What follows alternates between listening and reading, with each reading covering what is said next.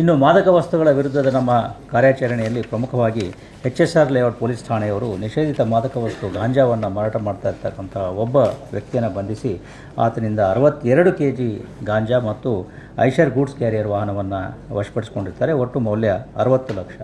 ಇದು ಆಗಿರ್ತಕ್ಕಂಥದ್ದು ಮೇ 1ನೇ ತಾರೀಕಿನಂದು. ಖಚಿತ ಮಾಹಿತಿಯ ಮೇರೆಗೆ HSR ಪೊಲೀಸ್ ಠಾಣೆಯವರು ಅವರ ವ್ಯಾಪ್ತಿಯಲ್ಲಿ ಈ ವ್ಯಕ್ತಿಯನ್ನು ಬಂಧಿಸಿ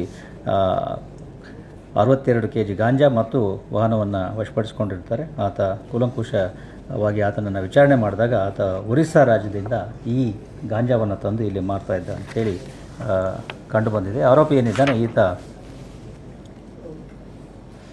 ಈತನ ಮೇಲೆ ಹಿಂದೆ 7 ಬೇರೆ ಬೇರೆ ರೀತಿಯ ಪ್ರಕರಣಗಳು, ಮಾದಕ ವಸ್ತುಗಳ ಪ್ರಕರಣ ಅಲ್ಲ, ಬೇರೆ ಕಳ್ಳತನ, ರಾಬರಿ, 307 ಈ ರೀತಿಯ ಪ್ರಕರಣಗಳು ಆತನ ಮೇಲೆ ಹಿಂದೆ ಆಗಿರ್ತಕ್ಕಂಥದ್ದು ಕಂಡುಬರ್ತದೆ.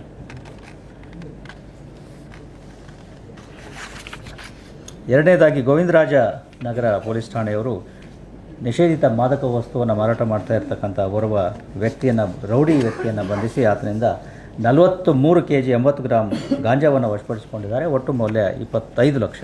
ಇದು 29/4/25ರಂದು ಗೋವಿಂದರಾಜನಗರ ಪೊಲೀಸ್ ಠಾಣೆಯವರು ಖಚಿತ ಮಾಹಿತಿಯ ಮೇರೆಗೆ ಈ ರೌಡಿ ವ್ಯಕ್ತಿಯ ಒಂದು ದಾಳಿಯನ್ನು ಮಾಡಿ ಆತನಿಂದ ಈ 43 kg 80 ಗ್ರಾಂ ಮಾದಕ ವಸ್ತುವಾಗಿರ್ತಕ್ಕಂಥ ಗಾಂಜಾವನ್ನು ವಶಪಡಿಸಿಕೊಂಡಿರ್ತಾರೆ. ಒಟ್ಟು ಮೌಲ್ಯ 25 ಲಕ್ಷ. ಈ ಥರ ಕೂಡ ಒರಿಸ್ಸಾ ರಾಜ್ಯದಿಂದ ಈ ಗಾಂಜಾವನ್ನು ತಂದು ಇಲ್ಲಿ ಮಾರಾಟ ಮಾಡ್ತಾ ಇದ್ದ ಅಂಥೇಳಿ ಮಾಹಿತಿಯಲ್ಲಿ ಗೊತ್ತಾಗಿದೆ. ಈತ ಕೂಡ ರೌಡಿ ವ್ಯಕ್ತಿಯಾಗಿದ್ದು ಈ ಹಿಂದೆ ಈತನ ಮೇಲೆ ಸುಮಾರು 23 ಪ್ರಕರಣಗಳು ಬನಶಂಕರಿ ಪೊಲೀಸ್ ಠಾಣೆಯಲ್ಲಿ ದಾಖಲಾಗಿದ್ದರೆ ಉಳಿದ ಕಡೆಗಳಲ್ಲಿ ಕೂಡ Basavanagudi, Konanakunte, HSR layout, KS layout, Chamarajpet, Cubbon park ಇಲ್ಲಿಯೂ ಕೂಡ ಈತನ ಮೇಲೆ ಬೇರೆ ಬೇರೆ ರೀತಿಯ ಪ್ರಕರಣಗಳು, ಅಂದರೆ ಆರ್ಮ್ಸ್ ಆ್ಯಕ್ಟ್ನಲ್ಲಿ ಕೊಲೆ ಯತ್ನ ಪ್ರಕರಣ, ಹಲ್ಲೆ, ದರೋಡೆ ಈ ರೀತಿಯ ಪ್ರಕರಣಗಳು ಆತನ ಮೇಲೆ ದಾಖಲಾಗಿದೆ. ಇದು ಮೊದಲ ಬಾರಿಗೆ ಆತ ಈ ಮಾದಕ ವಸ್ತುಗಳ ಪ್ರಕರಣದಲ್ಲಿ ಆತ ಬಂಧಿತನಾಗಿದ್ದಾನೆ.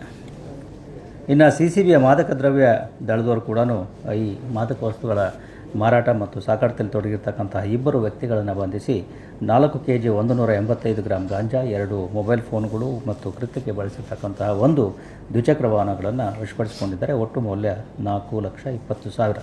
ಇದು ಆಗಿರ್ತಕ್ಕಂಥದ್ದು ಬೈಯಪ್ಪನಹಳ್ಳಿ ಪೊಲೀಸ್ ಠಾಣೆ ವ್ಯಾಪ್ತಿಯಲ್ಲಿ ದಿನಾಂಕ 2/5/25ರಂದು. ಖಚಿತ ಮಾಹಿತಿ ಮೇರೆಗೆ ಈ CCB ಪೊಲೀಸ್ನವರು, ಮಾದಕ ದ್ರವ್ಯ ನಿಗ್ರಹ ದಳದ ಪೊಲೀಸರು ಈ ಕಾರ್ಯಾಚರಣೆಯನ್ನು ಮಾಡಿರ್ತಾರೆ. ಇದರಲ್ಲಿರ್ತಕ್ಕಂತಹ ಆರೋಪಿಗಳು, ಅದರಲ್ಲಿ ಒಬ್ಬನ ಮೇಲೆ ಈ ಹಿಂದೆಯೂ ಕೂಡ ಈ ರೀತಿಯ ಮಾದಕ ವಸ್ತುಗಳ ಮಾರಾಟದ ಬಗ್ಗೆ ಪ್ರಕರಣಗಳು ಇರ್ತಕ್ಕಂಥದ್ದು ಕಂಡುಬರುತ್ತಿದೆ. ಒಟ್ಟು 2 ಆರೋಪಿಗಳಾಗಿದ್ದು 2 ಕೂಡ ಬೆಂಗಳೂರು ನಗರದವರೇ ಆಗಿದ್ದಾರೆ, ನ್ಯೂ ತಿಪ್ಸಂದ್ರ ಏರಿಯಾದವರಾಗಿರ್ತಾರೆ.